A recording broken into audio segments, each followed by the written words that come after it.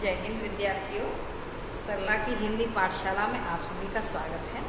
आइए आज हम व्याकरण के बिंदु समास का अध्ययन करते हैं। समास होता क्या है, पहले ये समझने का प्रयास करते हैं। जब दो शब्दों को आपस में जोड़कर छोटा करने का काम किया जाता है, जैसे दो रस्सियां हैं, दो रस्सियों को हमने आपस में जोड़ा, तो ये जोड़ने की क्रिया तो संधि कहलाएगी। अब उन जुड़ी हुई रस्सियों को आपस में लपेट के उसको बिना काटे, उसको बिना तोड़े छोटा करना, यानी शब्दों को आपस में लपेट के, शब्दों को पास पास ला के उनको छोटा करने की प्रक्रिया समास कहलाती है। शब्दों को सूक्ष्म बनाने की प्रक्रिया समास कहलाती है। आपके जो समास है, समास आपके 6 प्रकार के होते हैं। एक एक करके उनका हम अध्ययन करेंगे।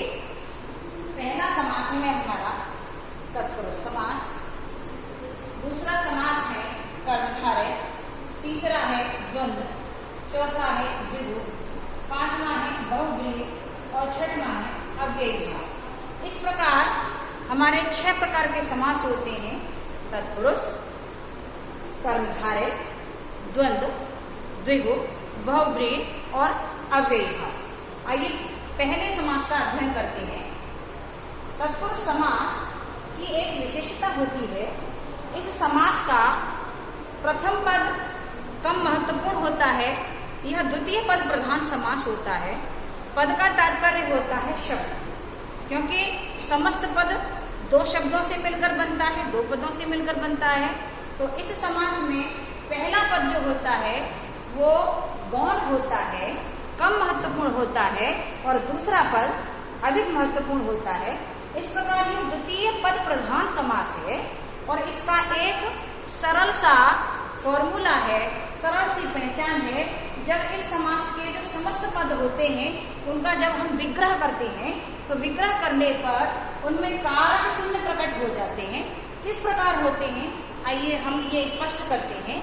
यहाँ देखें, यहाँ मैंने कुछ समस्त पद लिखे हुए हैं। अब इनका हम विग्रह करें। ये लिखा है आपका ग्रामर, इसका विग्रह होगा गांव को गया हुआ। अब आप इसमें ध्यान से देखें, जैसे कि हमने इसका विग्रह किया, विग्रह करने पर यहाँ हमारा को चिन्ह प्रकट हुआ, अर्थात इसमें कर्म कारक है। कर्म कारक का चिन्ह प्रकट होने पर यह कर्म कारक तत्पुरुष समास है। यहाँ देखें, हाथ हस्तलिखित का होगा, हाथ से लिखित। इसका विग्रह करने पर से चिन्ह प्रकट हुआ, करण कारक यानी सहायता वाला से चिन्ह प्रकट हुआ, यहाँ करण कारक तत्पुरुष है। इसी प्रकार भोजनालय का विग्रह होगा भोजन के लिए आलय। ध्यान दें, के लिए चिन्ह किसका है? के लिए चिन्ह आपके संप्रदान कारक का चिन्ह है। तो यहाँ आपका के लिए प्रकट होने पर संप्रदान तत्पुरुष हुआ पथभ्रष्ट, पथ से भ्रष्ट। इस प्रकार यहाँ से प्रकट होने पर अलग होने की स्थिति में कोई भी व्यक्ति पथ से भ्रष्ट होता है, तो यानी वो किसी मार्ग से अलग हो गया है। अलग होने की स्थिति में अपादान कारक होता है, तो यहाँ अपादान तत्पुरुष है। इसी प्रकार यहाँ देखें, राजपुत्र का विग्रह होगा राजा का पुत्र। यहाँ आपका काचिल प्रकट होने के कारण संबंध कारक है, तो यहाँ आपका संबंध तत्पुरुष है। इसी प्रकार दही बड़ा, दही में डूबा पड़ा।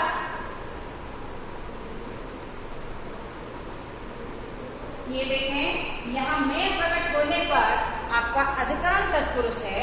रसमग्न, रस में मग्न, ये भी आपका अधिकरण तत्पुरुष है। भावहीन, भाव से हीन, जब किसी भी प्राणी में भावना नहीं होती तो उसे भावहीन कहा जाता है। तो यानी न होने की स्थिति में, भावना से हीन होने की स्थिति में ये आपका यहाँ पर अपादान तत्पुरुष है। रसोई घर, रसोई के लिए घर, यहाँ के लिए चिन्ह प्रकट होने पर आपका संप्रदान तत्पुरुष है देशभक्ति, देश की भक्ति। अगर हमने इसका विग्रह इस प्रकार किया देश की भक्ति, तो ये आपका संबंध तत्पुरुष होगा। और यदि इसका विग्रह हमने किया देश के लिए भक्ति, तो ये आपका संप्रदान तत्पुरुष होगा।